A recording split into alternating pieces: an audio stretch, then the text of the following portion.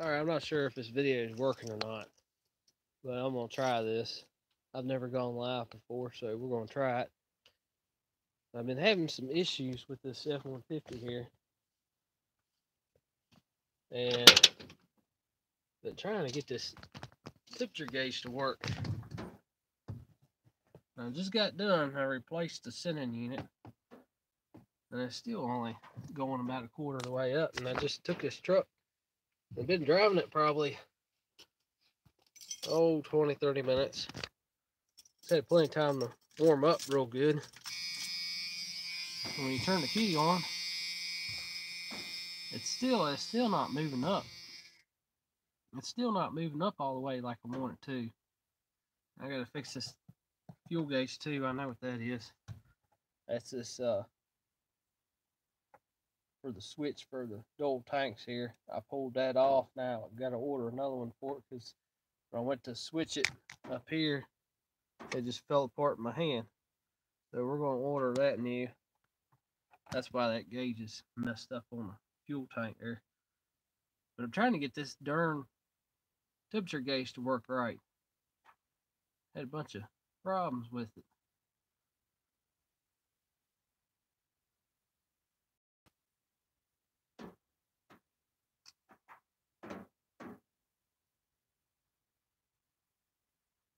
I don't know if anybody's watching this or not, but y'all can drop comment at the bottom of the screen there. Feel free to do that. I'm trying to get the gauge to work, and everybody replaces the wrong one every time. So I made sure to replace the right one that actually goes to this gauge and not the computer.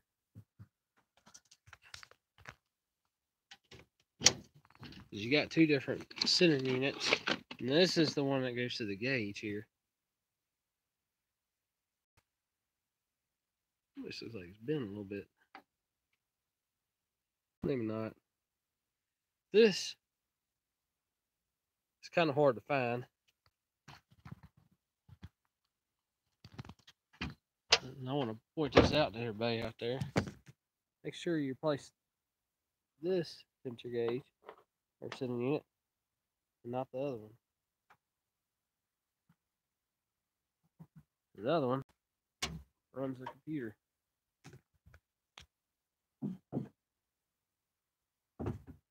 And to get to this one right here, you got to go all the way back. And it's underneath this manifold right there. Y'all can see it. It's at the end of the block. Now you can get to it from on top, or you can crawl underneath and get it, but it's way down here. That's the old one. So I went ahead and got a new one, replaced that. Rode around for 20-30 minutes. Trying to, there it is. Y'all can see it. Trying to make sure it is getting warmed up. And it's still only going a quarter of the way. So the only thing I can figure is if I look at this thermostat here, this housing down here, it's been off. You can see somebody done put that R2V stuff all around it. So they've done had that off. So the only thing I can figure is maybe they're running way too cold with a thermostat, because it's still not reading right. And the main reason I'm doing this too is I'm trying to address some of these issues, like it'll stall out on you. You'll come to a stop and just cut off. And I thought it was the IAC sensor right here, or either the TPS sensor down here. But this one's pretty new. Now this one ain't too old, but looks like it's a little bit newer. But I don't think it's these two. I think it's kind of narrowed it down to it's either this sensor right here, or it's one that a lot of people forget about too. It's way down in here. You can't hardly see it.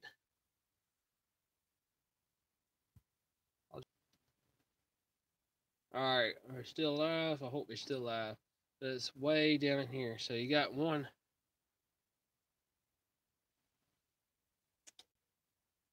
Alright, so this is the sending unit on the back of the block that I've replaced. And I'm going to go ahead and replace these two, the one that's way down in here and this one over here. That one's back in there. That one's kind of hard to get to. And I'm going to see if that maybe will get rid of the where it's idling kind of rough. So I've checked these two. These two sensors up here seem like they're still good. So I don't know. I'm gonna have to look into it.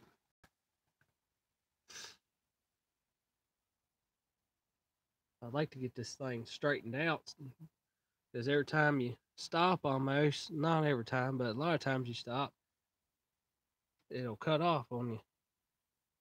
And something I'd like to look into doing too, if it wouldn't mess with the computer, is I'd like to take this distributor out here and do away with it and get that HEI distributor and put in it and do away with all these that coil pack there and just get rid of this piece where it plugs up, because those are famous about going out, and just put a regular HEI distributor in it. But the only thing about that is I'm wondering if it's going to mess with the computer.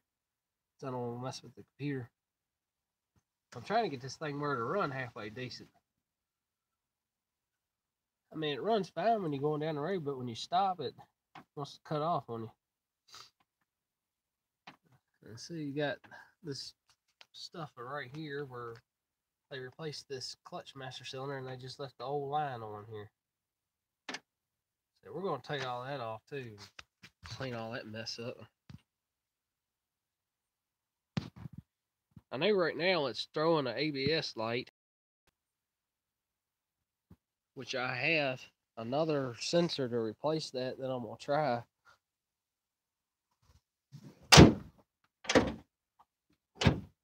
There's a guy that had this truck. He bought all kinds of sensors for it. He just never put them in.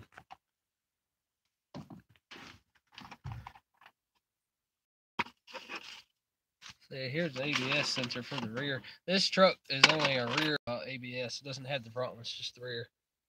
They didn't do that till I think 92 or 3, something like that.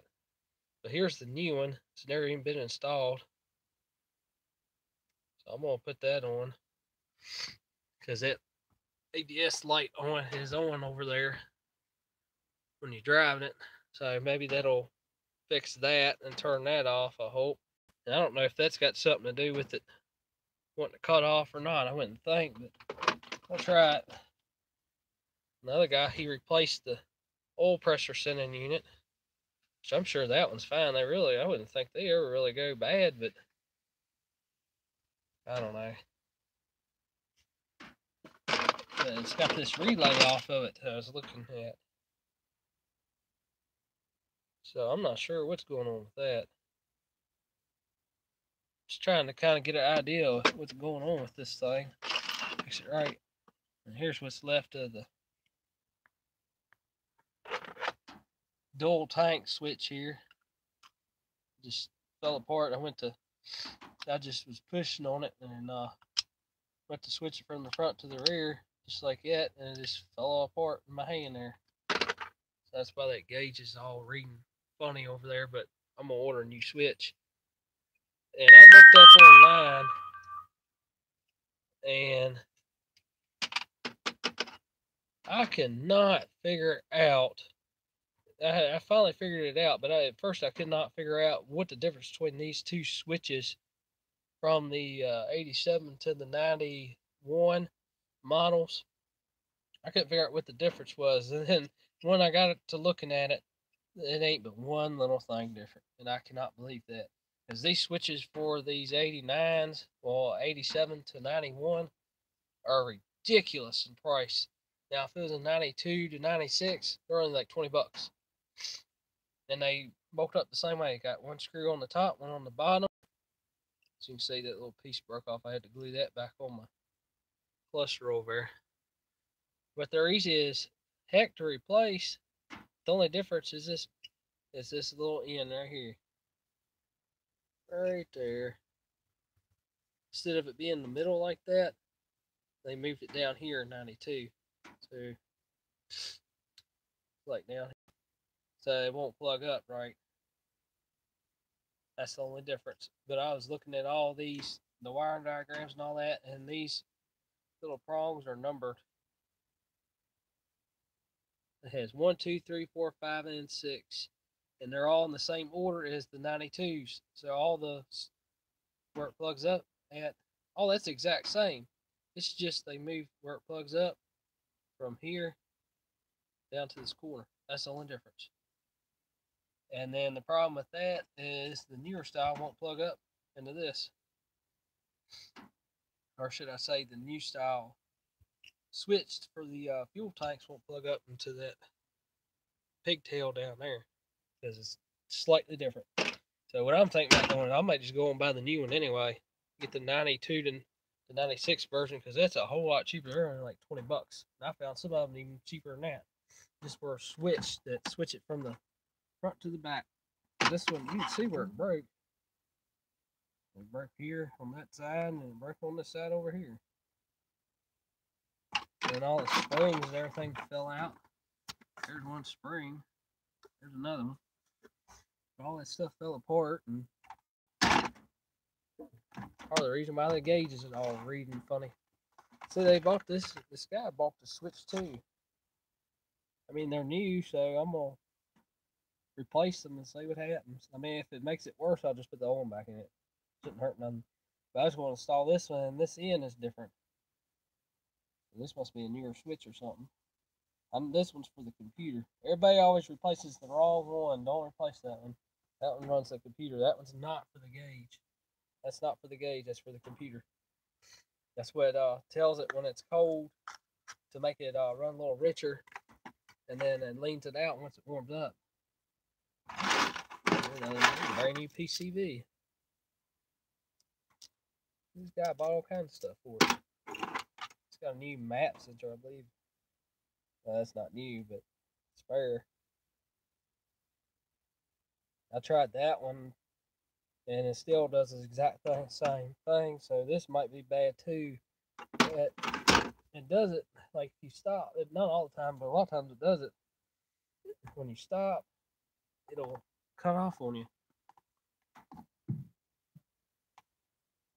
And it runs fine. Like when you drive down the road, it's fine on that. It's just it wants to cut off on you when you stop. So this is what I'm talking about. You look at this switch here. See how it's got this middle piece here? Well, evidently 92 or 3, they moved it from being in the middle to this end. That's why it won't plug up. Now this corner's a little chipped, but that's the only difference. And what I'm wondering too is this unplugs above right here. I'm wondering maybe if y'all can just unplug it, I can just switch it out so I can run a newer style one. But I want to come up with something because just for that one difference, everything else is the exact same. All these ends where those prongs plug in are all in the exact same order. It's just this piece right here where it plugs up. And that's the whole difference. That's why it makes it like 60 bucks switch versus almost 20. It's ridiculous. But I want to get that because that drives me nuts because I don't know how much gas I got. Worse now it says full. Let me turn the key on. And it's not full.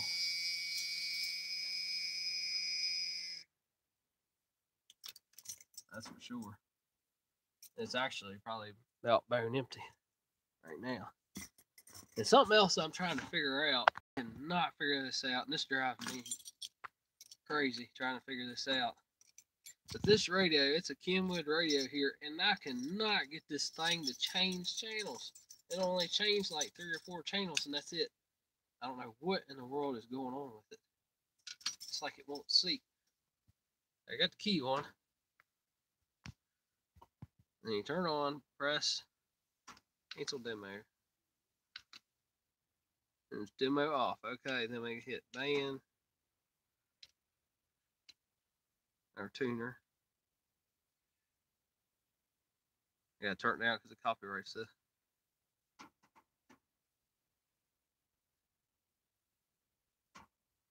See, it's not like it's, I don't know. Doesn't want to go through all the channels for some reason. So I gotta look at that too. But other than that, the only thing I can figure why that temperature gauge ain't working is I'm just trying to figure out if they're running like a 160 thermostat, which is way too cold, and why it's only coming up to like barely a quarter away. It goes past that little mark where it's at right now. It goes past it just a shade, not even much. And I thought most of them supposed to be, you know, right at the R. I don't know what's going on with that. And I'm wondering if that's part of the reason why it keeps cutting off. Once it gets warmed up, it keeps cutting off on you. Like if it's too cold of a thermostat, and it's not letting it warm up completely the temperature it needs to be, and it's throwing the computer off and making it run richer or something. I've had this truck, and since I've had it, I've only put 141 miles on it.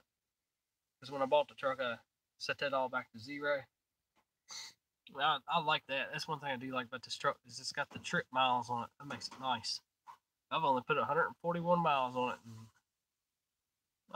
probably a week and a half, something like that.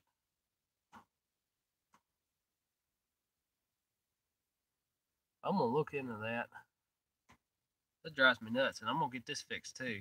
Cause I don't know how much gas is in it. I've just been kind of going by the miles here, and I can't believe. And I knew I'd be right, but this 306 cylinder in this truck. I mean, I know part of it is where it's not warmed up like it's supposed to, and where it idles a little bit rough. It did that when I first got it, but I know that's part of it why it takes so much gas. But still, though, even if it was right, it still takes a lot. And those of you that don't know out there, a 306 cylinder, the stock bore of a 306 cylinder is 4 inches. Okay, and then the stroke is 3.98. So if you think about it, like if you got a small block 350,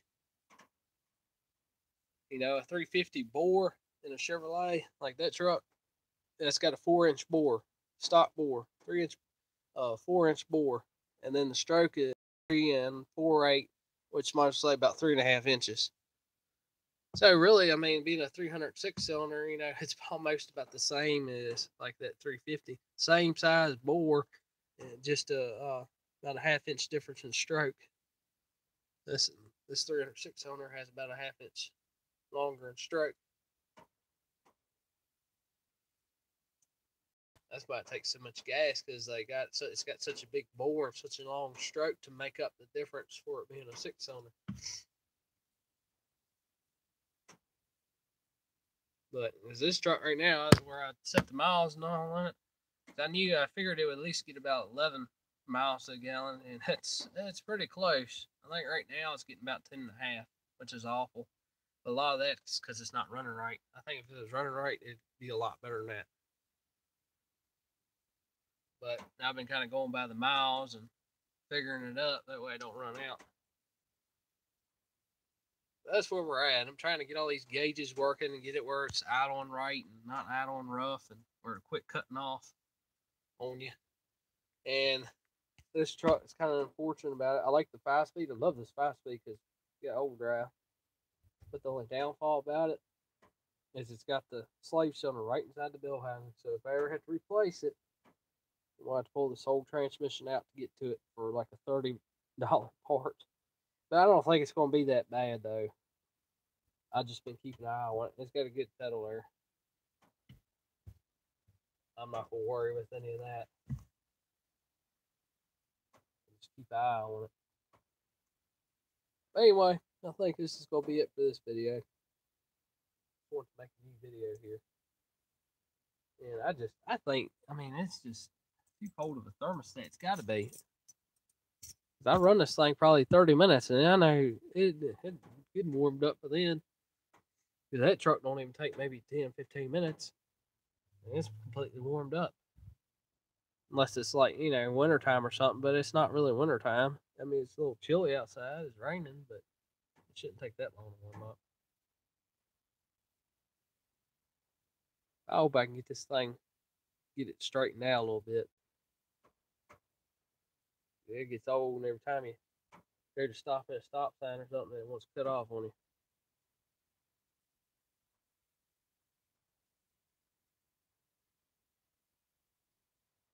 Anyway, I think we're going to end this video here.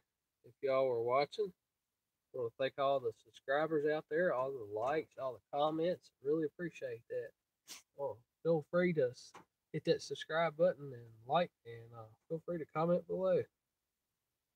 We're trying to start making a little more videos like this. See y'all later. Bye.